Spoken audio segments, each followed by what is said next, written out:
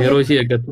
yeroo ishii eeggatte ati yookaan amma adagaan makiinaa kun nagahaan nan galchin jettee hadda yoo nagahaan galte kalaas ka kun sun sirratti hin qabanne yoo akka kan keetii no rabba akka kiyyaaf akka kan keetii miti sila akka kennaati dhiira dhugaadhaan jalannee addaan baane tokko deemee ka dubartii biroo fuudhee waliin jiraatu sa'aati manuun adda bahee shaantaa fudhatee mana kennaa bahee san du'a sila barbarri makeennaaf gombifamee hillim jedha sila osoo akka kennaati garuu rabbi akka kenna akka ofii akka namaati miti akka isaa laalaa jechuudha akka isaa laalaa. Mee waan ofii amma shamarri takkallee yoo ilma dhiiraatiin jaalatamtu namni kun beektaa yaada walitti nama walitti garuu haga feete ilmi namaa kun uumamumaanuu hir'uudha. Ilmi namaa kun akkasuma uumamumaanillee dogongoraadha. Nama akka garaa ofii eessaa argatan mee haadha faati akkamitti argatan eessaa argatan? Laali maaltu jira beektaa wanni jiru fakkeenyaaf dhiironni kenna kan yeroo ammaa jirtani dhiira sadiitu jira. Dhiira sadii. Dhiirri sadiin sun akkamiin beektaa? Tokko paaswoordii jireenyaa kana hunda fuudhee dubartii kennee haadha manaatti kennee akka nama rimootiidha jechuudha. Rimootii gisee sirba wannoo televezyiinii goroggoran kana dubartiin akkana goroggorti. Akkana goroggorti. Dhoqqee citee harka taa'ee jechuudha.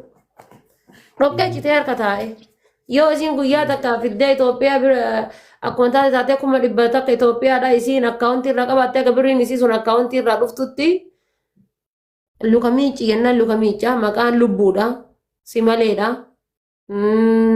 jiruutiyyaadha yeneedha fiqiriidha addatuma akkaawuntiin sun baankii irraa jechuudha birrii 100,000 yoo jiraatte 95 90 85 80 70 jedhaa gassittuuni qaalitti jechuu eegala suutaan dhufe siisee qaalitti ammallee ni seessa namitti ammallee gaafa kaan maal jettee isiin akkamitti waan kaleessa naan jedhu san akkamitti dhabe hadha deemi shiroo biti jetti feestaalii hidhattee fiiddee shiroo bittee dhuftaa buddeena waliini boramoo sun hin jiru mallaqni suni shiroo san bituu hin dandeessu ati shiroo san akkamitti bituu dhabdeen gaafiidha maaf jennaan waan kaleessa barsiifte kan siigalee waan kalee barsiifte hadda yoo ka lubbuu jettu borumtaa ammoo lubbuu hin jettu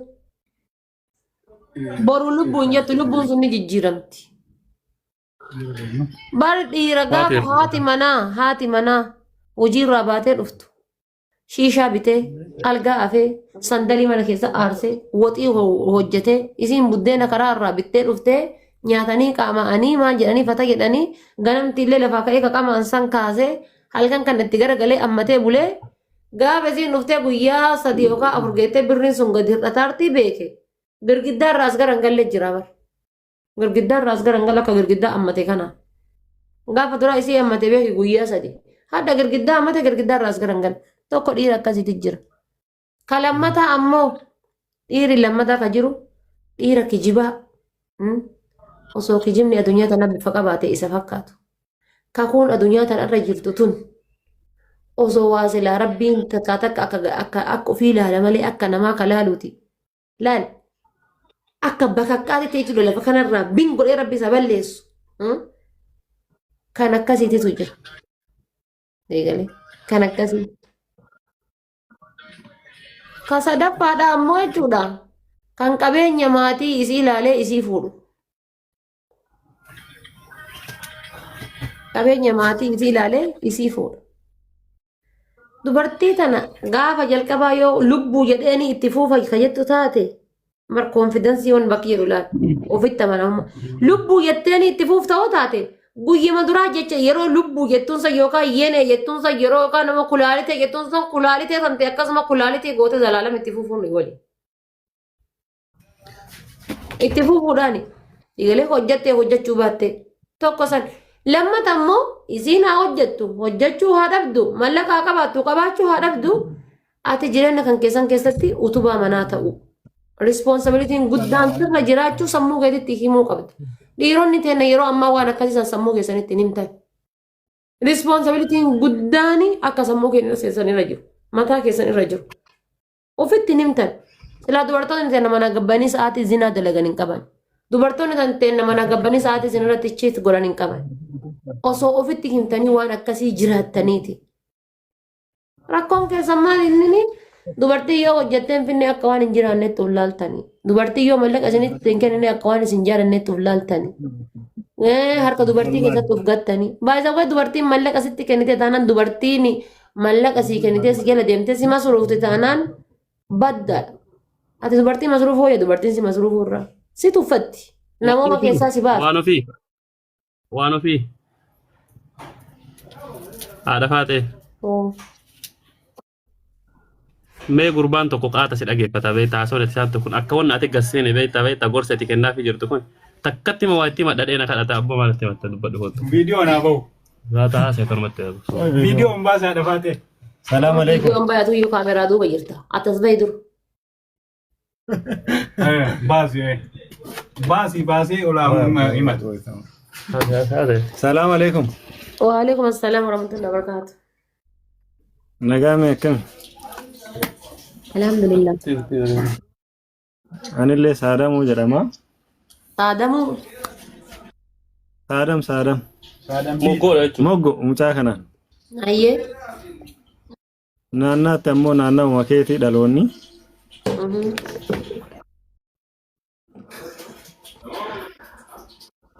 Gorsi kee wallaahi lazim akkaan naataa durumaa si dinqisiifadha beetaaf. Waan baay'ee si dinqisiifadha si jala deemaa si hordofaa yeroo hundaa si jala deemee si dhageeffadha beetaaf. Akkuma ati jette osoo jabeenni nama fakkaatu qabaate si fakkaata. Haadha faatee fakkaata jabeenyi silaa dubartii keessaa goobazii ta'e. Konfidansiin osoo bifa qabaate sina fakkaata. Sodaata kan qabdu. Irra caalaa ammoo guyyaa tokko si ergadhaan seensisi maqaan kiyyallee Saadam jedhama achirra waan baay'ee sitti himaa waan ati haasaa jirtu. Ati haasofitee kanaan kanamarra ga'ullee jira dubartiin dhiira miitullee baay'ee jira. Okkoo dubartiin akkatti si miitu si himee bara. Dubartiin gaafa ati itti of kennite si miiti dubartiin. Timii kun shakkii malee dhaabar dubartiin dhiira miitu jechuu miti. Dubartiin si miiti gaafa ati akkamitti dandamatan mee akkaataa itti dandamatan naa himi nama fakkeenyaaf nama waan san keessa galee keessa jiru san keessaa tokko akkaataa itti dandamatan naa himi mee. Laala akkaataa itti dandamattu konfidensii mataa keetii murtoo mataa keetii qabaachuu qabda. Sii galee murtoo mataa keetii qabaachuu qabda. Dubartii fuuldura kan keetiif siin taane dubartii jireenya kan keetiif siin taane murteessi. Ittiin himin jettiila takka. Himiyati. Kaagaas maaliif jennaan nama fakkeenyaaf dhiironni keenya tokko dubartiin nikaa ittiin hidhanne warra achi kaanii mana kiraarraa kan falanii masruufantu jira dubartii nikaa ittiin hidhan. Nikaa bara haadha manaa godhee osoo masruufe homaa miti bara tawakkaltu lillaahidha. Haadha manaa godhatee osoo waliin cannaqame bara rakkoota kan qabu bara. Ati intala takka janaajjantee eenyummaa sii bara hojiin sadi si gayaadha. Maal godhu waggaa tokko janaajjantee mataa waliin of nyaatta. Wanni waggaa takka janaajjantu maali? Eegalee? Ammallee janaajjantanii geessisan taana wannummaan fiddanii haadha manaa teessan tiktoo kan irratti poostattanii gisee namni tokko dhufee koomentii barreesse kun eenyunni akkana jedha. Kun eenyunni akkas jedha. Kun eenyunni dura wal beektanii dura akkas taatanii dura jinnii taatanii. Meebis dura beekuu danda'a. Argee kumanti tolee suuraan isii barreessuu fi danda'a. Halkan rabbii hunda akka waan ati sokkeetti itti sakkaateetti akkuma isiin kakatteetti. Halkan rabbii hunda inuma sitti kakatte. Halkan rabbii hunda inuma sitti warwaatti. Rabbiin haadhatii akkas haa godhu maalii abbaa kiyyaa akkas jinnii akkas haa godhu maaliin akkas naataatu inuma si kakatte. Dura ammaa poostat irra caalaan dhiirota yeroo ammaa jaartii teessan miidiyaa fuudhaa jirtan. Warra jaartii teessan fooloof laayikii fuutantu baay'ata. Fooloodhaaf laayikiidhaaf warra jaartii ofii fuudhu. Mee osoo dura namatti dura miidiyaa fayyadamullee namatti dura miidiyaa irra jirullee taate haa fakkaatu. Jaartii tante taasi dura yookaan miidiyaa namni tokko hin beekne akkanumaan suurama viidiyoo takka postattu. Biizinasni wayyoo argataa jiraatte mallaqa wayyoo asirraa argataa jiraatte yaa isiinis gaafa dura mallaqaaf jecha haadha ofii abbaa ofii gattee biyyarraa baate atis mallaqaaf jecha biyyarraa baate haa daladdu mallaqa. Saree miicanii mallaqni ni dhufa ta'e mallaqa haa daladdu normaal. garuu niiti matan teetan abonnummaan isin fiddanii jaartii teessan miidiyaa kanarratti arraabdanii maal ijoolleen dhiiraa. Wannummaa yoo asirratti fiddee hin dhunganneen ta'u yoo asirratti fiddeetiin akka barbaadde waliin hin godhanneen ta'u yoo asirratti fiddee waliin hin qamaane hin ta'u bakka jaalalan ta'u inde warri asirratti akkasii wararraabu kun jara na bar gizee lafatti argitan bar isin illee jechuudha akka adurree achiteetti inni akka hantuuta akkas ta'a. Gammachuu mana keessa hin jiru. Gammachuu mana keessaa waliin qaban. Fixatan kan miidiyaa irratti ijji namaa seente haasidiin seente argitee meeqa kamtu jira kan jaarsi akka isii yaaddu ta'uu fi dhabee onneen isaa cabdee ka gisees chilaalee haa jaarsummaa kee yoom akkana naa ta'a ka jedhu viidiyoo sallaalee. Meeqa kamtu jira ka jaartiin itti dabdee usuu inni waliin rakkatu usuu inni waliin dadhawwannetti achi ilaalee yoom jaartii. Hayin namaa tun hayin tun muka jiidhaa gosi afaan namaa muka jiidhaa gosi. Miidiyaarra wal fuudhanii miidiyaarra walii kanii miidiyaarra wal xabbasanii miidiyaarra wal wanna godhanii bilchaachuu diddu ammoo dara goga makkoo fi asirratti wal nyaatanii jechuudha.